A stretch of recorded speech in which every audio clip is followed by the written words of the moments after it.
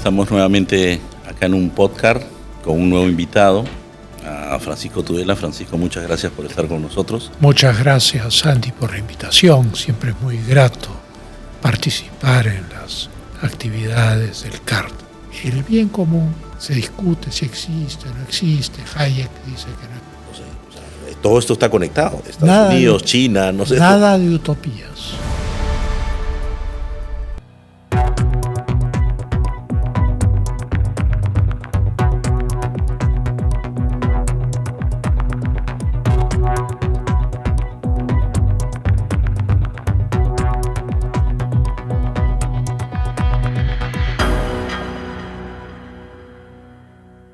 Muy bien, estamos nuevamente acá en un podcast con un nuevo invitado, a Francisco Tudela. Francisco, muchas gracias por estar con nosotros. Muchas gracias, Sandy, por la invitación. Siempre es muy grato participar en las actividades del CART.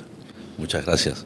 Bueno, yo creo que Francisco Tudela es un personaje, un patriota en el Perú que todos lo debemos conocer.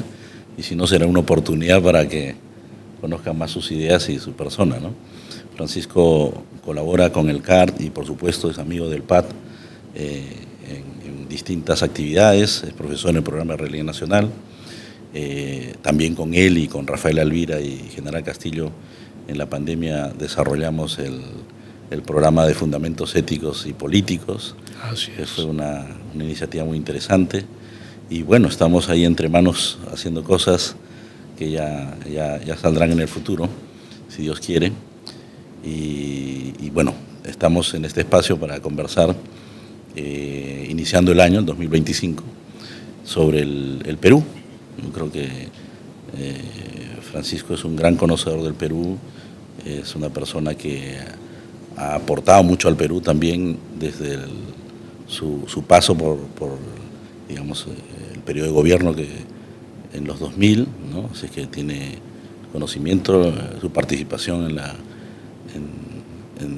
elaboración de la Constitución del 93, ¿no? Yo creo que es alguien que sabe de lo que está pasando en el Perú, y nosotros desde el CART buscamos también dar ideas, ir formando opiniones desde el punto de vista académico, ¿no? Sobre lo que el Perú tiene como reto, ¿no?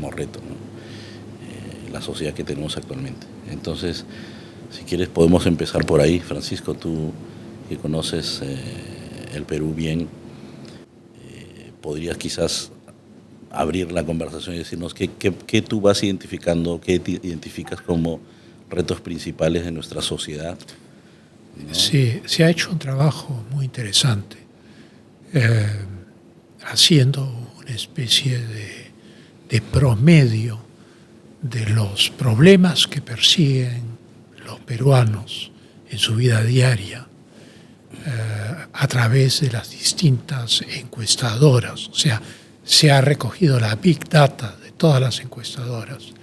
Y claro, se ve que el problema número uno es la corrupción y la seguridad. O sea, la gente siente que cada paso que da en su vida económica, en su vida laboral, enfrenta sea la resistencia de ciertos funcionarios públicos que les van a cobrar por lo que tienen que hacer. Perciben además la gran corrupción, los expresidentes arrestados, y eso produce un problema moral, o sea, de desmoralización frente a las posibilidades del Perú para salir adelante, porque dicen si todo el mundo está robando, entonces ¿cómo va a salir esto adelante? Entonces ese es un enorme problema. Y el segundo problema, que forma parte del primero, o sea, todo eso está en el primer lugar, es el problema económico. Esto ha habido una etapa sin crecimiento muy dura a partir del 2020, cuando vino el COVID. Con el COVID, el 50% de negocios al por mayor, según el Banco Central y el INEI, quebraron, cerraron para no abrir nunca más, generó una enorme cantidad de desempleados, aumentó la informalidad que creció, estaba alrededor del 70%, llegó al 83%, y todo eso genera un enorme malestar respecto a qué, respecto a los salarios, respecto a lo necesario para la vida diaria. Y entonces ese es el primer gran problema. Entonces es necesario identificar las causas de este problema, que no solo son nacionales, sino internacionales. Porque si uno busca una explicación a la victoria de Donald Trump en los Estados Unidos, que ha sido esta vez masiva, pues quienes votan por él son las clases medias bajas, los trabajadores, que están desesperados por este problema de los ingresos bajos y el poco poder adquisitivo. Y entonces el sistema como ha sido estructurado, en el cual desde los años, digamos, desde el 2000 en adelante, el valor de los salarios, el valor real de los salarios ha ido disminuyendo. Es un tema que afecta a las grandes mayorías de ese país. Es el mismo caso de Milei en la Argentina. Milei ha logrado atravesar una narrativa de más de 60 años del peronismo, cosa que es una proeza política. Naturalmente lo ha hecho, por decirlo de alguna manera, brutalmente, pero probablemente era la única estrategia electoral posible para que una persona que era un outsider pudiera llegar a la presidencia de la Argentina, y lo hizo durante varios años. Entonces, ese es otro caso que ilustra el mismo problema: insatisfacción, salarios bajos. Corrupción, y la corrupción lleva a la concentración de la riqueza en ciertos sectores. Entonces, ese es un problema. Cuando uno ve la elección en Francia, la más reciente, uno se topa con el mismo problema, porque el proletariado francés, al caer la Unión Soviética en 1991, que había sido un comunismo muy organizado desde los años 30, queda desamparado, porque a la nueva izquierda postmoderna ya no interesa el proletariado. Dice, están aburguesados, quieren un auto, quieren una refrigeradora, quieren una cocina, ya no nos sirven los proletarios. Finalmente, ¿cuál es el resultado en la última elección? Marine Le Pen, en las parlamentarias, en la primera vuelta, obtiene la primera posición. Después, claro, se unen todos contra ella, y en la segunda vuelta se queda en segundo lugar. Pero lo que ha ocurrido es que el gobierno de Macron, por apoyar a la extrema izquierda para cerrarle el camino a Le Pen, deja un parlamento dominado por la extrema izquierda y por Mélenchon, que quiere volver al comunismo de los años 70, y al frente Marine Le Pen, que lo que busca es un poco lo mismo que Alternativa por Alemania, o Fratelli d'Italia, o todos estos partidos, o Vox, partidos contestatarios del establishment. Entonces, la posición de Francia en este momento es muy difícil. ¿Quién es el espectro social que vota por Le Pen? Las clases medias bajas, y el proletariado, frustrados por los impuestos, por la baja del poder adquisitivo y del valor real del salario, porque la emisión de moneda del quantitative easing de los Estados Unidos desde el 2008 licúa el valor del dólar, que a su vez es la referencia de todas nuestras monedas.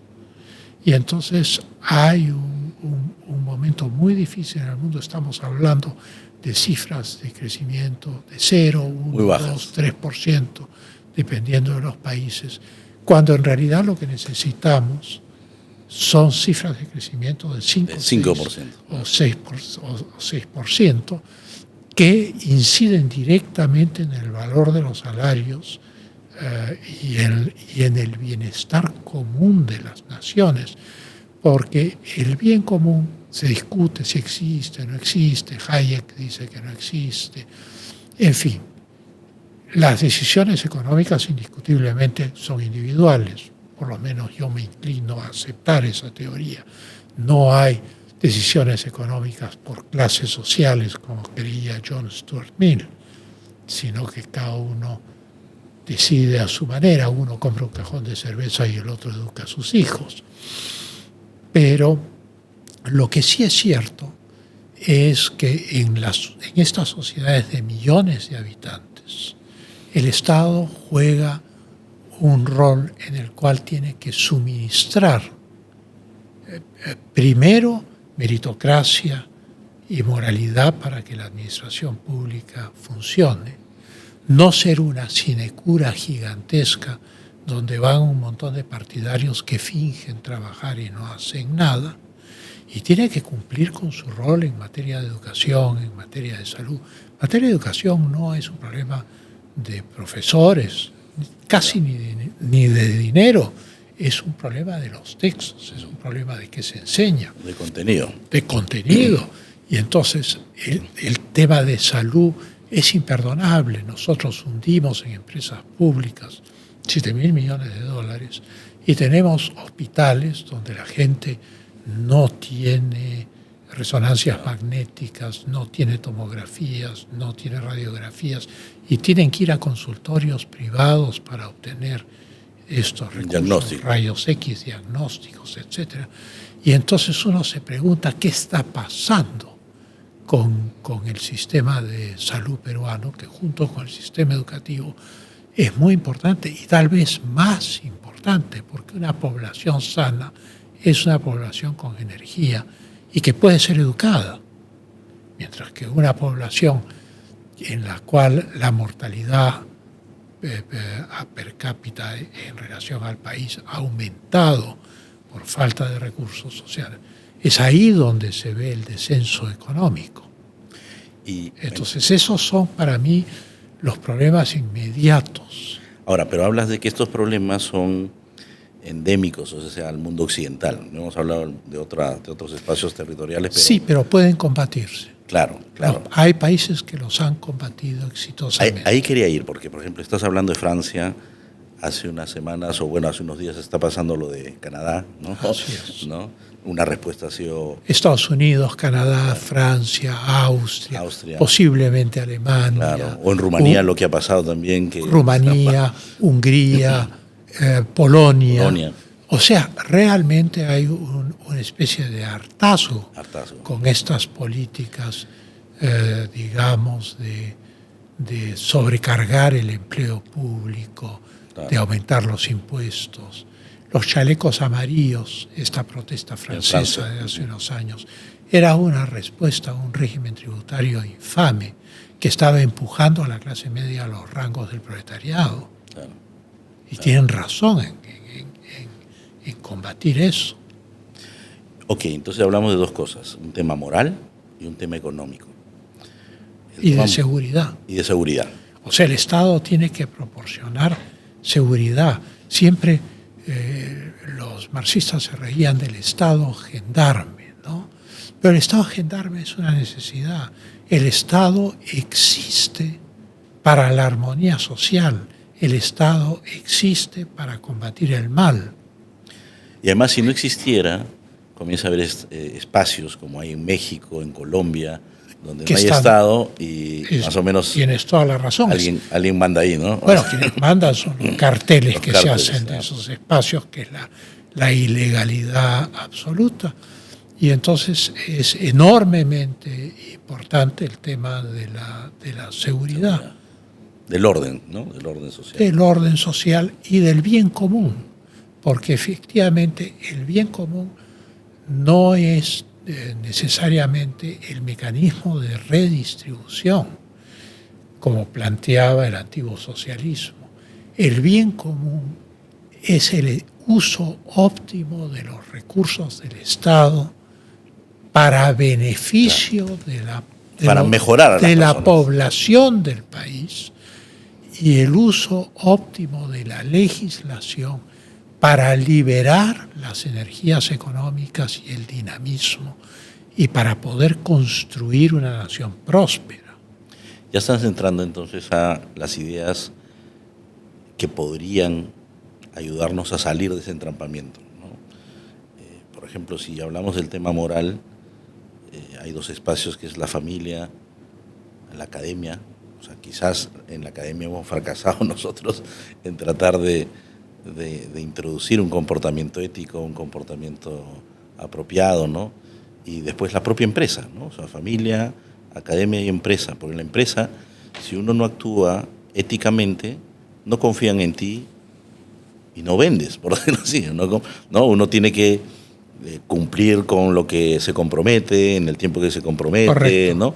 Entonces hay una serie de virtudes que uno tiene que vivir en el ámbito empresarial. Ahí uno se pregunta por qué ciertos sectores políticos radicales, desde la época de Marx y Engels, que escribe un libro que se llama El origen de la familia, la propiedad privada y el Estado, ¿por qué justamente esos sectores que tú has mencionado son los sectores que según estos sectores radicales tienen que ser destruidos? Claro, hay que destruirlos. Y claro, es ahí donde está la batalla. La batalla está en la familia, la batalla está en la empresa, la batalla está en el Estado.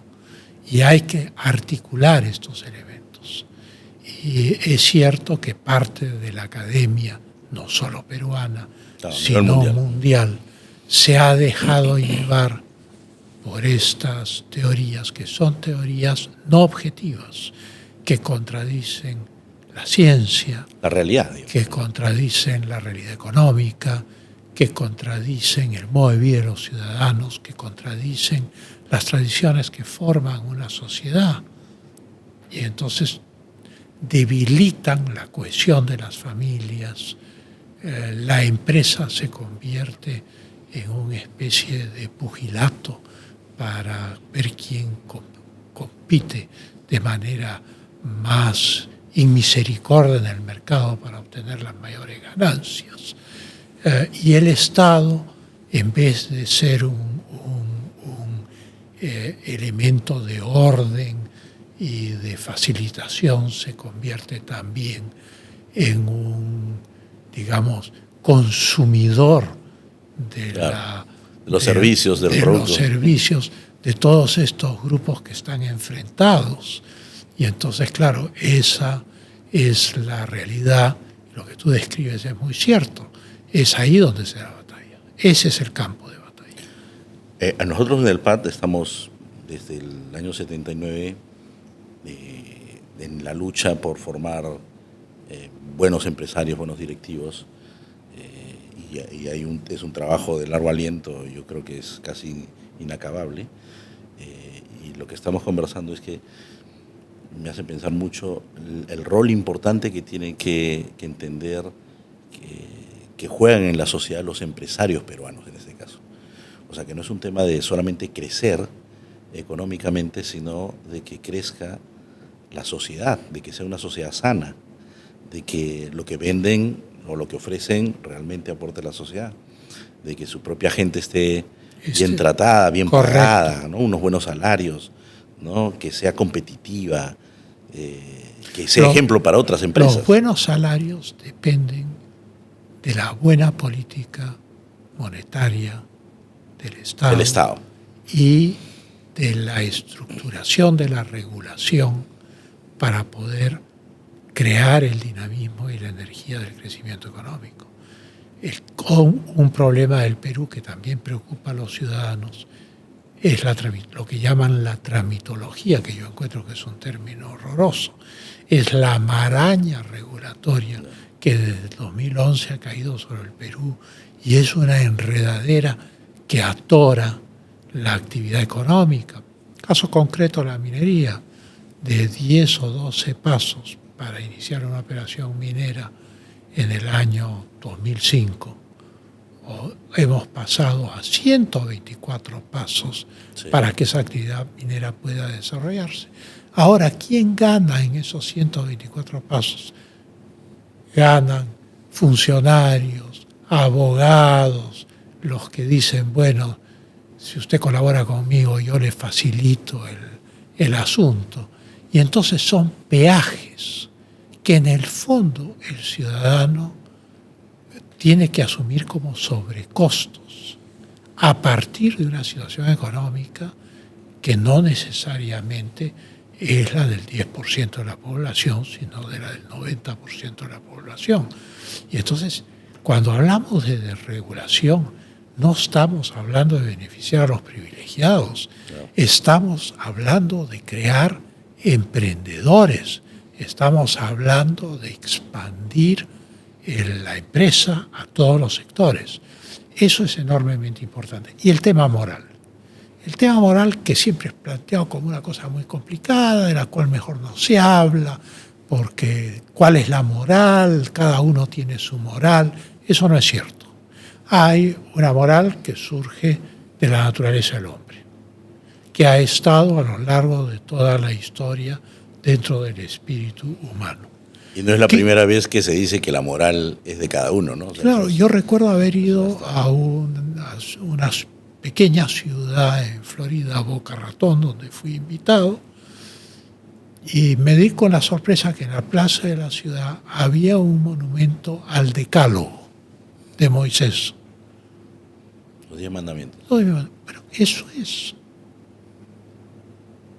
O sea, no estamos hablando acá de ingeniería de la NASA para mandar cohetes a la Luna, ni de ciencia atómica. Estamos hablando del Decálogo, de cosas elementales para el funcionamiento de una sociedad en el 3000 a.C. o de una sociedad moderna en el año 2025. Es y que quiere proyectarse elemental, elemental. Incluso el que no es creyente puede prescindir del aspecto divino, pero los demás artículos del Decálogo corresponden todos a la ley natural, corresponden a la manera sana de organizar una sociedad y forman parte indispensable porque el Decálogo es la piedra angular del largo proceso histórico de la constitución de una nacionalidad y del sentido de misión que esa nacionalidad tiene. Esto es indispensable comprenderlo, sí. Que la moral no es relativa, que la moral tiene, qué sé yo, las referencias absolutas. 5.000 años de antigüedad, referencias absolutas. Cristo dice, yo no he venido a abolir la ley, sino a cumplirla. Claro. Se está refiriendo concretamente a eso. A la y ley claro, natural. Añade un elemento adicional que es fundamental, que es amar al prójimo como a ti mismo.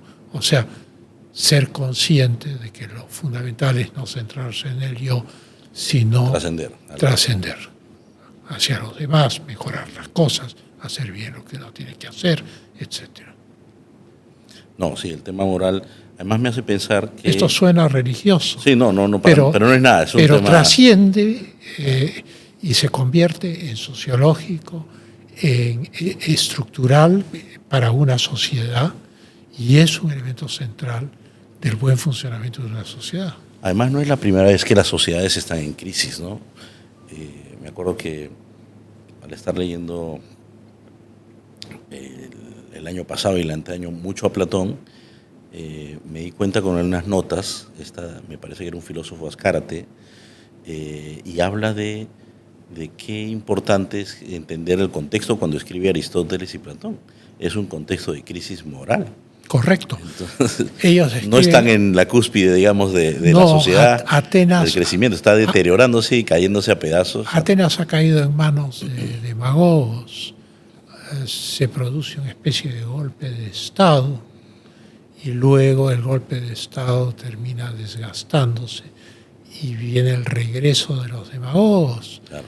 Y en ese contexto es que se produce la filosofía de Platón y de Aristóteles. Una cosa muy interesante que dice Aristóteles en la retórica, no en la política, es respecto a qué cosa es el derecho natural. Dice, hay cosas que no son indiferentes y hay cosas que sí son indiferentes y esas pueden ser cambiadas por la ley. O sea, hay cosas fundamentales. Claro. La naturaleza humana, la vida, la libertad. La libertad y la vida están digamos, son simbióticamente unidas. El derecho a conservar los frutos de tu trabajo, el derecho a conservar el campo que tú has cultivado y que has trabajado, en fin. Entonces, todos estos elementos no son indiferentes. En cambio, lo que sí es indiferente es si conducimos por la derecha o por la izquierda, claro, en las pistas. Cosas contingentes, digamos. Son cosas contingentes. Pueden o no pueden. Si hay mucha infracción de tránsito, entonces suben las multas. Pero todo eso está en el campo de lo indiferente que puede ser cambiado a través de la ley. Esta distinción es enormemente importante, claro, para el legislador, que tiene que ser consciente de esta realidad. Claro. Y ahora, tocando, para que se sepa que esto no es un tema del 2025, ya que has hablado de Aristóteles también cuenta que para que la democracia, los órdenes sociales que ahora vivimos, tengan un cierto éxito, se necesita una clase media amplia. Y has hablado que el golpe... es moderadora entre los extremos. Claro, moderas entre los extremos. Hay mucho que perder si es que se cambia y no la clase media se puede ir a un extremo principalmente a empobrecerse que a hacerse más rica, ¿no? Pero qué importante es el tema económico, darle esa estabilidad económica. Funda la ciencia económica. Claro. Aristóteles es el padre de la ciencia en general.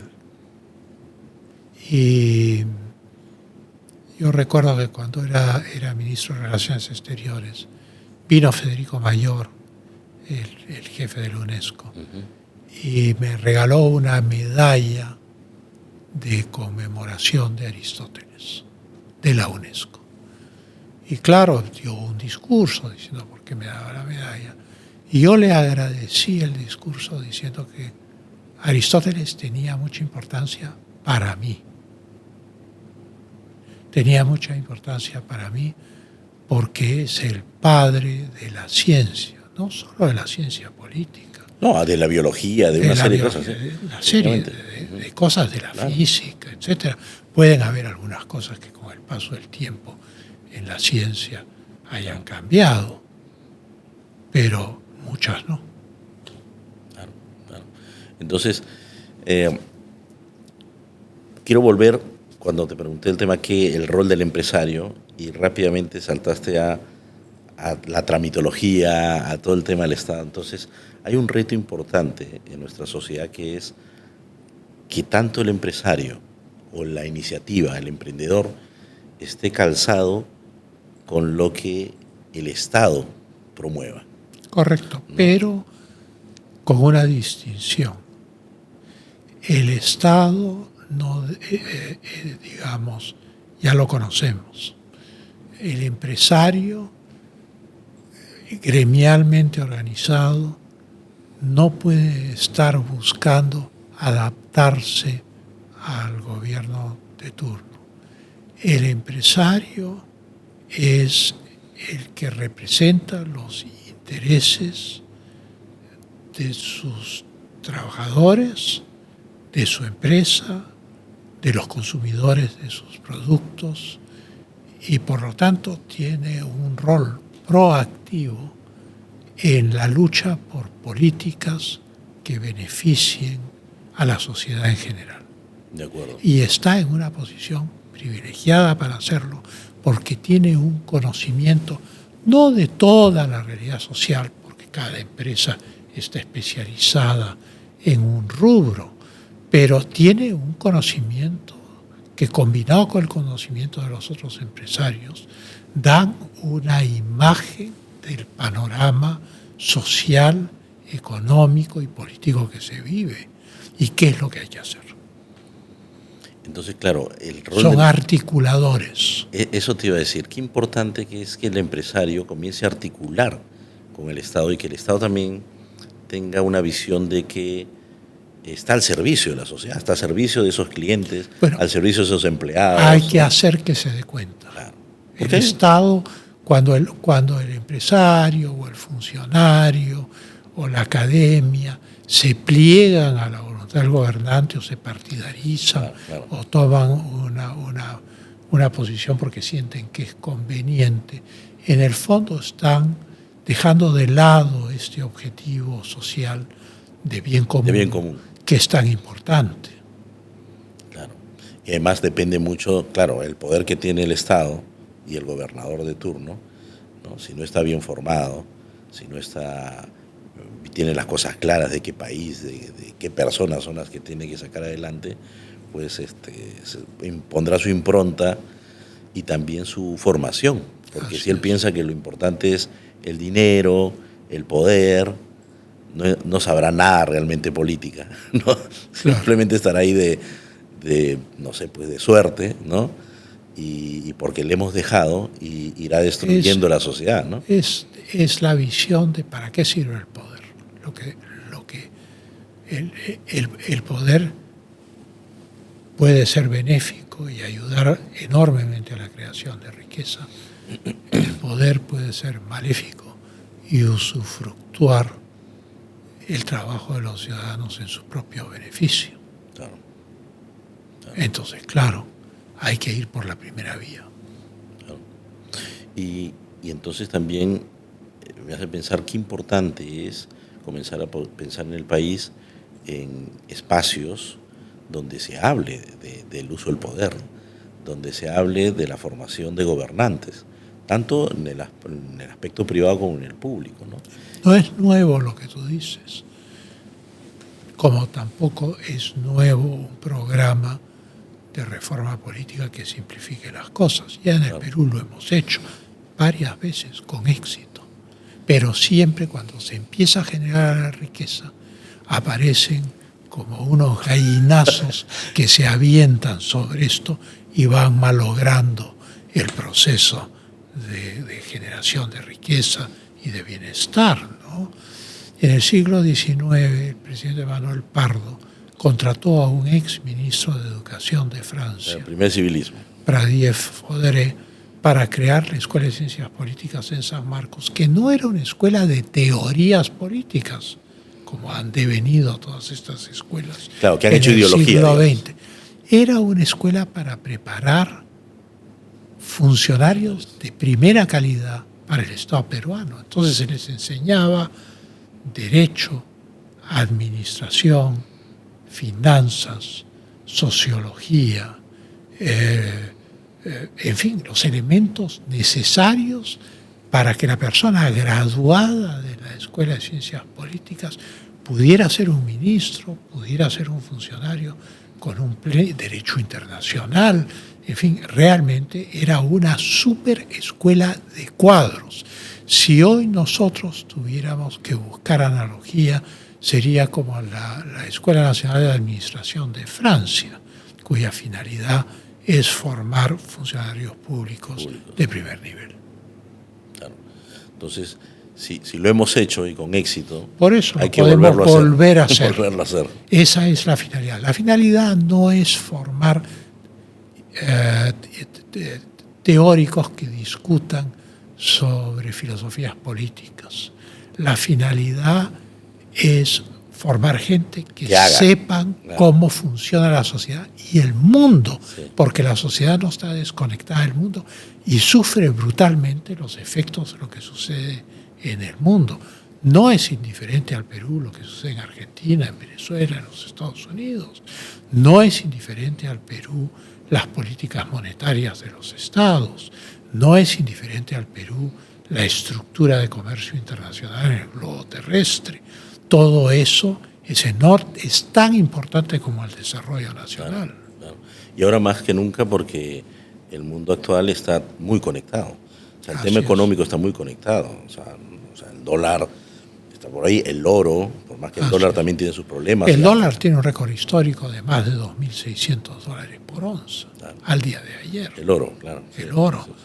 Y entonces, habiendo estado años a 800, 1000, 1200, nunca subiendo más allá de eso, es el reflejo de la desconfianza y la inseguridad. Sí. A nivel mundial. A nivel mundial. Y entonces, esas personas que dices que de una escuela de gobierno, de una formación que tiene que tener, que más que grandes pensadores, tiene que ser gente que articule y articule entre lo público, lo privado, la sociedad, correcto, que tenga una visión de nuestra sociedad, pero también una ubicación en el entorno mundial. Estoy pensando en el Perú que es, no sé, pues siempre dicen que Dios es peruano, probablemente sí, pues estamos en el centro de Sudamérica. Ayer tuve la oportunidad de estar en el nuevo terminal del aeropuerto Jorge Chávez. Efectivamente, es el centro de Sudamérica, ahí es muy fácil repartirnos, ¿no? O sea, es estratégica la posición, está de cara al Pacífico, que es el nuevo océano, ¿no? Ya económicamente importante. Para este siglo. Entonces, el Perú, si no nos encuentra articulados, ¿no?, los peruanos, con una visión clara de lo que queremos, con una fortaleza clara en lo que pensamos en las empresas, en la familia, no sé, o sea, todo esto está conectado. Estados Unidos, China, no sé. Nada de utopías. Claro. La política es el arte de lo posible. Y lo posible se sustenta en valores, no en utopías. Las utopías conducen a las naciones al desastre. Por ejemplo, el socialismo marxista se ha ensayado en 90 países del mundo. En los 90 países ha fracasado.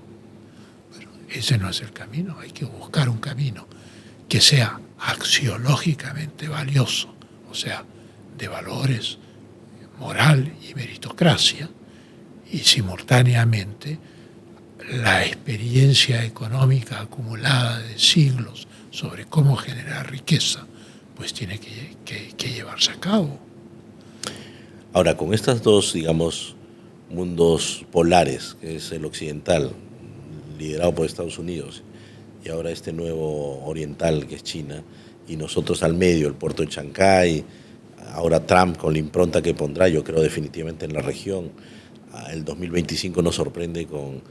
es un mundo que cambia, ¿no?, como tú dices, radicalmente. Yo creo que la elección de Trump, la elección de Milei, la elección de Meloni, a Orban y todos, ¿no? Así es. Y simultáneamente la confrontación venezolana. Es más, lo que acaba de pasar con Maduro ayer, creo, ¿no? Que es enorme. Y hoy día, 11 de la mañana, hora de Lima, se supone que es la juramentación de Maduro. Habrá que ver eso. Pero todo eso, Maduro representa, la fractura de Venezuela representa la gran batalla por el futuro de América Latina. Porque las fuerzas que se enfrentan en Venezuela se enfrentan en todo el continente. Y entonces el objetivo es no convertirnos en una Venezuela donde la inflación ya está en millones. Y los que sacan partido no son los venezolanos, sino los de afuera, digamos. Los de afuera, claro. ¿No? Por no poner... O la clase política que está alrededor del chavismo. Claro, y de los recursos naturales. No, entonces ellos se reparten los puestos, manejan PDVSA, que además está pésimamente manejada, su producción de petróleo ha disminuido dramáticamente. Eso es lo que no queremos, para no entrar a calificar más esto políticamente. Lo que queremos son sociedades articuladas, sociedades sensatas, que estén basadas en el bien común, que en el sentido común también, y que progresen y que beneficien a su población. Hablando de América en general, o de Hispanoamérica, que jugó un rol importante en el siglo XVI, XVII en el mundo, ¿no? El mismo siglo de oro no hispano. Y la plata, que era la moneda corriente. Claro. Que tenía. ¿No? Que teníamos a montones en Perú y Bolivia, digamos, ¿no? Las monedas acuñadas en el Perú circulaban en toda Europa, circulaban en el Asia, en Filipinas, Claro. y los que atesoraban los patacones de plata acuñados acá, en Potosí, etcétera, en la Casa de Moneda de Lima, eran los chinos. Los chinos. Porque los chinos tuvieron un proceso, como tenían papel moneda, terminaron teniendo un proceso inflacionario, y lo que la gente quería era plata. Claro, claro. Por eso es que el oro hoy está alto, por el quantitative easing desde el año 2008 hasta acá. No sabemos cuántos dólares hay en el mundo. Hay como un resurgimiento de la hispanidad, ¿no? Por un entendimiento real de nuestra historia, nuestra identidad, que más o menos se está viendo, ¿no? ¿Qué opinas de esto o cómo podría esto beneficiar al Perú o a la región? O sea, o es un riesgo. Yo creo que es tremendamente importante porque es un caso único en la historia universal que un continente, o por lo menos un grupo de naciones, del Río Grande en México hasta la Patagonia y la Tierra del Fuego, hablen todos el mismo idioma, tengan todos las mismas categorías culturales. Esto no pasa ni en Rusia, que es tan grande, ¿no? No. Rusia tiene una una combinación de territorios musulmanes, chamánicos, etcétera, etcétera, etcétera. Y no solamente budistas, la misma lengua, sino la misma religión, digamos, sí, ¿no? Sin embargo, la política rusa ha tenido la enorme habilidad de conciliar esto. Claro. Por eso América Latina representa, tendría un futuro brillante si tuviera políticas sensatas. En lo que sí creo es que no hay que caer en usar el concepto de Hispanoamérica como un concepto antagónico frente a otras culturas. O sea, decir, la culpa de todo la tienen los anglosajones. O la culpa, ya no importa. Sí. Eso es hacer etiología, o sea, ir hacia el pasado. Nosotros en realidad tenemos que partir de aquí y ir con este capital cultural hacia adelante. Tenemos que hacer escatología, tenemos que ir hacia los grandes objetivos que nos planteemos. Y eso implica incentivar la ciencia, incentivar la reflexión, mejorar la calidad de nuestras universidades para que enfrenten el reto moderno.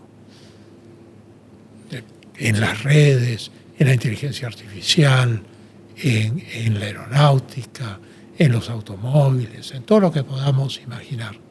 ¿Por qué Corea del Sur, que en 1950 era un país que tenía un índice de analfabetismo casi total, es hoy una potencia industrial mundial? Y nosotros no, que estábamos mejor en 1950. Y es por las utopías, las malas políticas, los estados gigantescos y el mercantilismo y el parasitismo en el Estado. Todo eso tiene que ser combatido. Y tiene que ser combatido desde la familia, desde la empresa. Bueno, entonces tenemos una gran oportunidad, ¿no? Porque en este país está todo por hacerse. Está todo por hacerse, pero tenemos ejemplos históricos de lo que ha funcionado y de lo que no, que deben inspirarnos, porque siempre vienen con el cuento los objetores de esto, de decir, bueno, pero esas son ideas extranjeras, el Perú tiene otra realidad. Bueno, no, yo digo, los ejemplos están acá en el Perú. Sí, claro. Y han funcionado, entonces no hay nada extranjero. Sí, claro. Sí. Es cuestión de inspirarse en los éxitos de nuestra historia y no hacer esta historia pesimista, contestataria, que está concentrada en los fracasos de nuestra historia. Eso no nos conduce a ninguna parte. Hay éxitos, concentrémonos en los éxitos y comprendamos que el concepto de la hispanidad y de Hispanoamérica y del universo cultural que esto representa no debe ser una nostalgia del pasado, sino que debe ser una fuerza inspiradora para la construcción del futuro y para competir en el mundo. Claro, claro. No, sí, totalmente, lo veo de acuerdo con lo que dices, que es una gran posibilidad para Hispanoamérica, ¿no? Y el Perú, con todo ese bagaje cultural, o sea, tiene también una gran posibilidad de liderar muchas cosas de estos cambios, ¿no? Eso sí. Entonces, nada, ese es el reto que tenemos que ir articulándonos nosotros. Articulándonos nosotros y descubriendo los mecanismos para articularnos. Claro, claro. O sea, ¿cómo lo vamos a hacer? Sí, bueno, cosas que nos articulan, por ejemplo, por más trivial y sencillo que parezca, es por ejemplo la comida. Bueno, ¿no? Según las encuestas es el principal factor de identidad nacional. De identidad nacional, ¿no? Se come demasiado rico en el Perú. Claro, entonces si son cosas que, o sea, hay elementos de cohesión, seguramente podemos ir construyendo otros. Pero hay otros más valiosos alrededor de la cultura peruana. Sí. Hay países que tienen gran gastronomía, como es el caso de Francia, pero no articulan su identidad nacional alrededor de la comida, sino alrededor de la cultura, de su teatro, de su pensamiento, de su arte, de su artesanía, que es una artesanía sofisticada, que es promocionada por el Estado y que representa pues el mobiliario clásico, los tapices, la restauración. Todos esos elementos son enormemente importantes. Yo veo, por ejemplo, que en Lima se está haciendo un trabajo importantísimo de restauración. En el centro de Lima. La Iglesia de la Buena Muerte, el ir poniendo en valor el patrimonio cultural que refleja el proceso estético y conceptual de lo que significó el barroco y que representa también la fe del país. Claro, el barroco es prácticamente la identidad peruana. Es la identidad peruana. Las procesiones, ¿no? Porque es concebido desde finales del siglo XVI como el método de contrarrestar la iconoclastia de la Reforma. De la Reforma protestante. Claro, porque cuando uno va a las grandes catedrales inglesas, que son bellísimas, o las catedrales holandesas, las más bonitas, de piedra, es en Herzogenbosch, uno lo que se descubre es que todos los altares góticos fueron quemados en la Reforma, todas las tallas fueron quemadas, los vitrales destruidos, son catedrales peladas donde no hay patrimonio histórico. Kenneth Clark, el historiador del arte británico que sacó una película que se llamaba Civilización, señaló que la pérdida del patrimonio cultural de Inglaterra debido a la Reforma era una pérdida incalculable en materia de destrucción cultural. En Berlín hay un museo de tallas, la mayor parte de ellas religiosas, maravillosas, espléndidas, del siglo XIII, del siglo XIV, del siglo XV, del siglo XVI. Y eran tallas que las familias escondían, que finalmente han terminado en este museo magnífico. En los estados católicos de Alemania, como Bavaria, sí se conservó el patrimonio histórico. En los países reformistas, como Prusia, pues no. Finalmente es en Berlín donde se ha recolectado este patrimonio, que es absolutamente extraordinario y que curiosamente, como es del final del gótico y sobre todo el barroco, recuerda mucho lo que tenemos acá. Qué interesante. O sea, es muy interesante volver a entender nuestra historia, nuestra identidad En positivo. en positivo para el futuro, Así es. para proyectarnos hacia el futuro. Muy bien. Entonces, ¿te parece si nos detenemos ahí? Porque Bueno, muchas gracias, hemos Sandy. estado hablando Ha sido cosas muy interesantes. Una muy buena conversación.